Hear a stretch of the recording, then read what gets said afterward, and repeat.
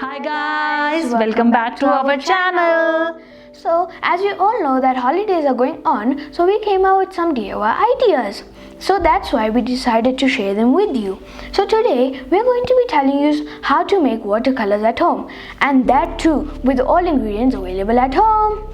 And yes, guys, we have already tried and tested these ideas. So that is why we want to show you some paintings which Athav has made with all his watercolor which he made at home. So these are his paintings.